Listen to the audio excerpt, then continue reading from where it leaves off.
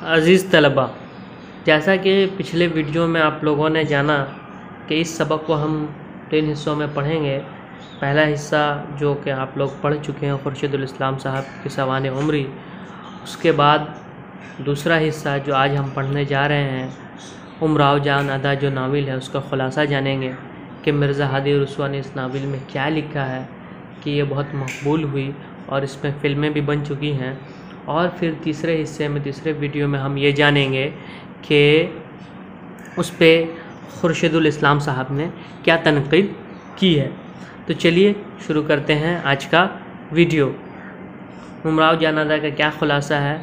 बंगला यानी फैज़ाबाद में एक नहायत शरीफ और ईमानदार जमादार रहते थे। एक दिन का वाक़या है कि उन्होंने एक नहायत शरीर गुंडा दिलावर ख़ान के जराइम के मुतालिक अदालत में सच्ची गवाही दे दी, जिसके नतीजे में उस मवाली को 12 साल की सज़ा हो गई।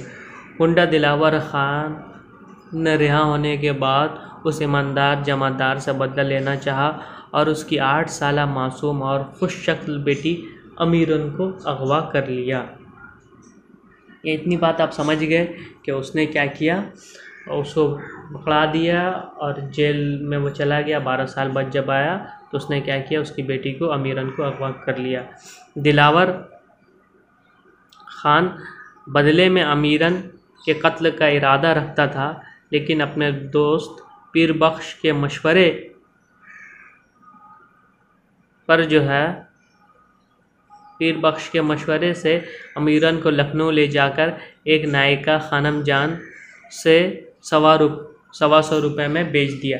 खानम ने अमीरन जैसी भोली भाली लड़की को रक़्स और मौसीकी की तालीम देकर आदाब महफिल सिखाकर दिलरुबाई और फ़न्ने उशरागिरी में ताक कर दिया। यानी जो खानम थी खानम जान, उसने क्या किया, उस बच्ची को ख़रीदने के बाद उसको रक़्स यानी नाचने गाने, मौसीकी यानी म्यूज़िक और आदाब महफिल वगैरह सिखा के उसको बहुत ताक कर दिया। यानी उस लखनऊ में उस जैसा कोई नहीं था। उस तरह अमीरन उमराव जान अदा बन गई। खानम जानम के कोठे पर बुआ हुसैनी, बिस्मिल्लाह जान, खुर्शीद जान, बेगम जान भी रहती थी। अधेड़ उम्र की बुआ हुसैनी और खानम जान दोनों नायिकाएँ थीं। बिस्मिल्लाह जान खानम जान की इकलौती बेटी है, जिसे अपनी माँ की दौलत पर घमंड है और अपनी माँ ही की तरह उसे भी पेशा अजीज़ है। गर्ज़ है कि बिस्मिल्लाह जान पैदाइशी तवायफ़ है, साथ ही तेज़ शोख शरीर और मंचली और खुद गर्ज़ भी है। बिस्मिल्लाह अपने चाहने वाले मौलवी साहब को महज इस जुर्म पर नीम के पेड़ पर चढ़ा देती है कि उन्होंने उसकी चहेती बंदरियों को अपनी लाठी से मारा था। खानम जान के कोठे तक एक नहायत शौक चंचल और अच्छी आवाज़ वाले नौजवान गौहर मिर्ज़ा की रिसाई बुआ हुसैनी के ज़रिए हो गई। गौहर मिर्ज़ा उमराव जान का तकरीबन हम उम्र था। दोनों एक ही मकतब में पढ़ते थे, दोनों साथ साथ बड़े हुए। उमराव अक्सर मिर्ज़ा की शरारतों का निशाना बनती थी।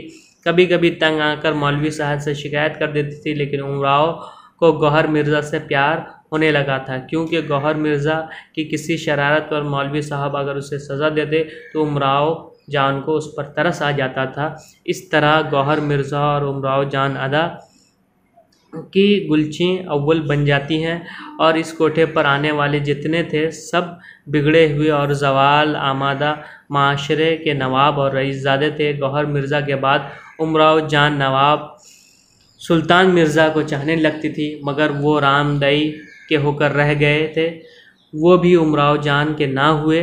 फिर उमराव जान डाकू फैज़ अली यानी फैज़ू के राब्ते में आती है और फैज़ू उससे बेपनाह मोहब्बत करने लगता है और उमराव जान को कोठे से ले उड़ता है। रास्ते में फैज़ू को उसके साथियों को राजा ध्यान सिंह के आदमी घेर लेते हैं, जिसकी वजह से फैज़ू को उमराव को छोड़कर भागना पड़ता है और उन लोगों के फ़रार होने के बाद उमराव जान कानपुर पहुंच जाती है।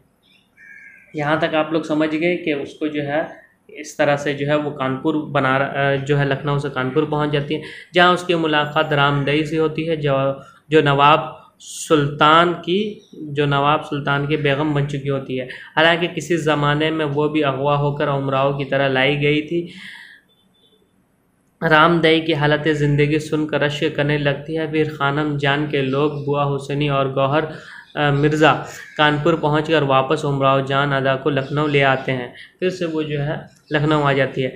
लखनऊ में जब गदर हुआ तो उमराव जान शाही दरबार से मुताल्लिक़ थी। वाली अहद नवाब बर्जिश कद्र की 11वीं सालगिरह में शरीक हुई। अंग्रेज़ों ने जब इनकलाबियों को तितर बितर किया तो उमराव जान भी लखनऊ से फैज़ाबाद चली गई।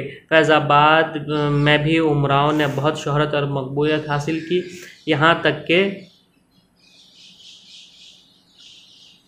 एक दिन उमराव खुद अपने घर मुजरे के लिए बुलाई गई। उमराव की माँ ने देखकर उसे पहचान लिया और फिर दोनों एक दूसरे से लिपटकर खूब रोए। लेकिन उमराव का भाई गुस्से में आकर तलवार निकालकर कत्ल करने के दरपे हो गया। दरअसल वाक़या जानने के बाद उसे छोड़ दिया। यानी देखिए कि हालात उसे कहाँ ले आते हैं कि जिस घर से वो अगवा की गई होती है और फिर से जो है वो उसी घर में जो है नाचने आती है। तो ये हमारे माशरे की पसमानदगी है, ये हमारा गिरा हुआ समाज है। इसी को दिखाने की कोशिश की गई है मिर्ज़ा हादी रसवा ने। उमराव जान फिर लखनऊ चली आती है और इस बार यहीं लखनऊ के एक नवाब महमूद अली उमराव जान अदा के अपनी बीवी होने का दावा करने लगते हैं। अकबर अली ख़ान की वजह से उमराव जान अदा को महमूद अली से निजात मिलती है। फिर 3 साल उमराव अकबर अली ख़ान के घर रही।